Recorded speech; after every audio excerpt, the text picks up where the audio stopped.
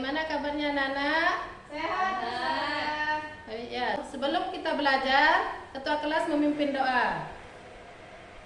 Ya teman-teman, sebelum belajar kita berdoa. Terlebih dahulu berdoa dimulai. Bismillahirrahmanirrahim. Alhamdulillahirabbil alamin. Arrahmanirrahim. Maliki yaumiddin. Iyyaka na'budu wa iyyaka nasta'in. Ihdinas siratal mustaqim. Siratal ladzina an'amta 'alaihim ghairil maghdubi 'alaihim waladdallin.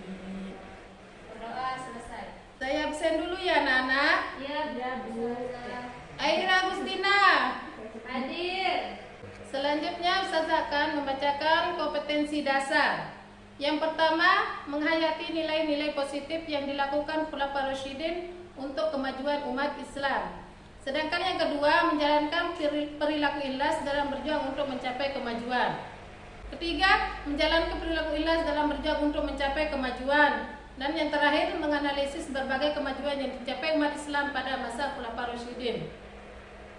Menyusun peristiwa penting dari berbagai kemajuan yang dicapai umat Islam pada masa Khulafaur Rasyidin. Menjelaskan gaya kepemimpinan Abu Bakar As-Siddiq dengan benar. Menganalisis berbagai kemajuan yang dicapai umat Islam pada masa Abu Bakar As-Siddiq dengan benar. Adapun tujuan pembelajaran hari ini adalah menjelaskan bagaimana gaya kepemimpinan Abu Bakar As-Siddiq dengan benar. Yang kedua, menganalisis berbagai kemajuan yang dicapai umat Islam pada masa Abu Bakar As-Siddiq dengan benar. Sebelum kita masuk ke materi, terlebih dahulu kita akan membagi kelompok. Karena tugas hari ini adalah diskusi. Apa yang kalian ketahui tentang pemimpin anak-anak? Presiden, Ustazah. Dasar negara. Ya, pemimpin tidak hanya terdapat di zaman sekarang. Pada zaman Rasulullah sampai zaman setelah wafatnya Rasulullah, terdapat juga para pemimpin umat Islam. Pemimpin-pemimpin itu harus kita teladani. Sebelum masuk ke materi pembelajaran, Ustazah akan membagi kalian menjadi beberapa kelompok. Satu kelompok terdiri dari 4 sampai 5 siswa. Ini adalah gambar dari tokoh Khulafaur Rasyidin atau sahabat Rasulullah Sallallahu Alaihi Wasallam. Khulafaur Rasyidin merupakan gabungan dari dua kata, yaitu Khulafaur Rasyidin. Menurut bahasa khulafa adalah jamak dari kata khalifah yang artinya pengganti. Sedangkan ar-rasyidin adalah jamak dari ar-rasyid yang artinya orang yang mendapat petunjuk. Maka Khulafaur Rasyidin berarti para pengganti yang mendapat petunjuk. Khulafaur Rasyidin memiliki para pengganti atau penerus kepemimpinan setelah wafat Rasulullah Sallallahu Alaihi Wasallam. Di antaranya, yang pertama Abu Bakar As-Siddiq, yang kedua Umar bin Khattab, yang ketiga Utsman bin Affan, yang ketiga Ali bin Abi Thalib. Pada pertemuan kali ini kita akan membahas tentang Khalifah Abu Bakar As-Siddiq, biografi, bagaimana model kepemimpinannya, dan kemajuan umat Islam pada masa Abu Bakar As-Siddiq. Sekarang Ustazah akan memberikan kalian tugas untuk didiskusikan dengan teman kelompok kalian. Setelah diskusi, kalian akan menyampaikan hasil diskusi kepada teman kalian yang lain. Anak-anak, waktu diskusi kalian sudah habis. Coba perwakilan dari kelompok 2 menyampaikan hasil diskusi dari kelompoknya. Siap, Ustazah. Hasil diskusi dari kelompok kami yang pertama, biografi dari Abu Bakar As-Siddiq adalah Abu Bakar As-Siddiq.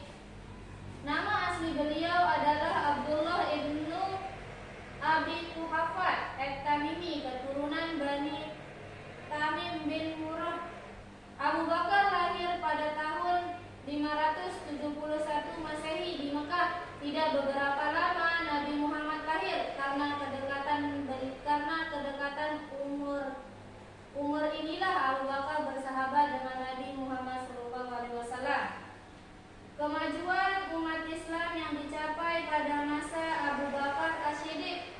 Yang pertama, memerangi kelompok pembangkang Yang kedua, kodifikasi Al-Quran. Yang ketiga itu perluasan wilayah Islam. Yang ketiga, sikap yang harus kita teladani dari Abu Bakar As-Siddiq adalah yang pertama, rajin dan ulet. Yang kedua itu adalah Abu Bakar suka bermusyawarah. Yang ketiga itu Abu Bakar sangat dermawan, menyumbangkan hartanya untuk umat Islam ketika Nabi Muhammad sedang menyiapkan agama Islam.